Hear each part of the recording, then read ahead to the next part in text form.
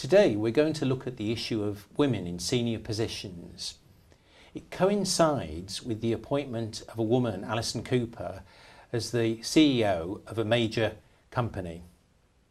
Now, joining me in the studio today to discuss this are Ruth Seeley and Sue Vinnicombe.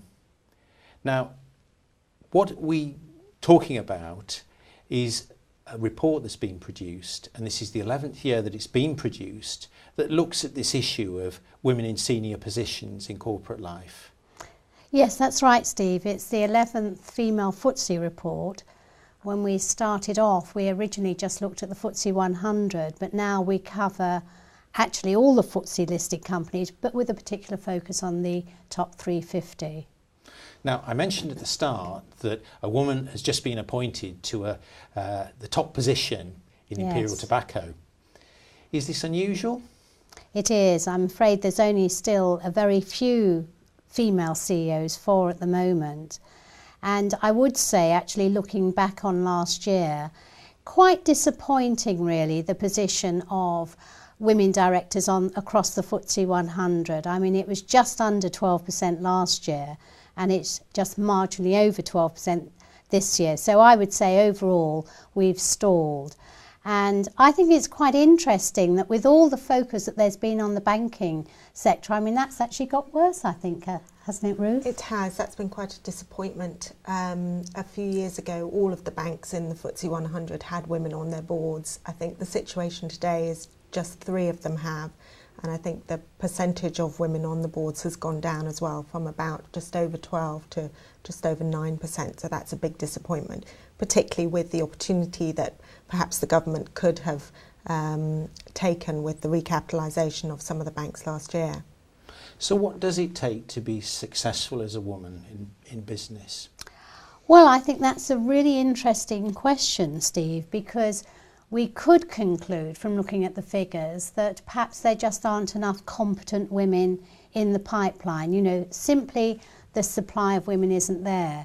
But that's actually one of the big, I think, successes of the report. One of the positive findings is that the pipeline is huge and actually growing. So we looked at last year and again this year, the number of women just on the executive committees, which is one level down from the corporate boards of the FTSE 100, together with the women who sit on the corporate boards of the other FTSE listed companies. Last year that figure was 1,800. This year it's nearly 2,300. So we've added in another 400 women. So a tremendous and growing pipeline of talent, female talent. So you do begin to wonder what it takes. And actually this year we observed a very interesting trend in the new women who have entered the FTSE 100 boardrooms. Yes, we had 23 new women appointed to female directorships this year, 14 of whom had not had a FTSE 100 directorship before. Of the 14, only 1 of them is British. 13 others come from a range of countries, not just North American, but some South Africa, New Zealand and other European countries. So that begs a question of, you know, what does it take for a British woman to succeed in FTSE 100 companies? Is there something about the British character that seems to not gel with senior positions? Well, I think that what we would say after 11 years of researching the topic, Steve, is that it clearly is a very biased process, the whole process of appointment to these top boards. I mean, starting from step 1, none of these directorships are advertised, so it's a closed system.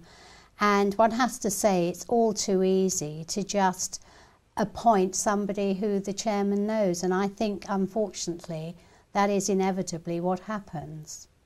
So can we learn anything from other countries? I know this year you've included 2 extra countries in your report.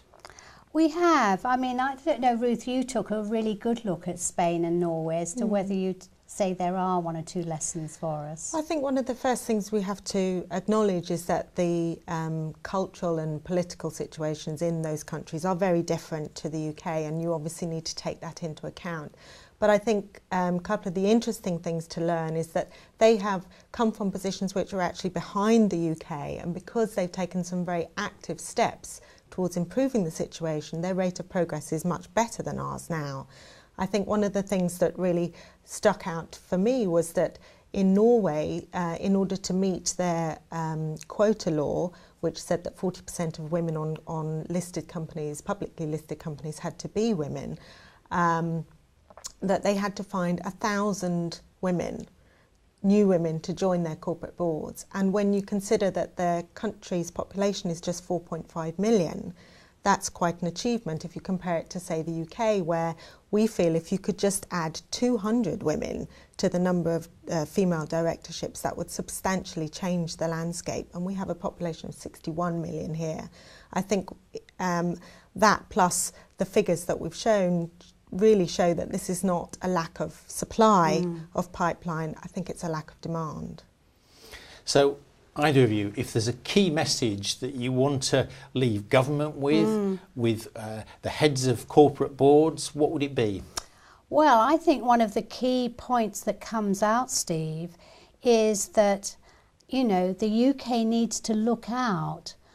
You know, Norway and the other Nordic countries as well, Spain, Sarkozy apparently is talking about quotas. These British talented women could well get invited onto the boards of these European companies if we don't watch out.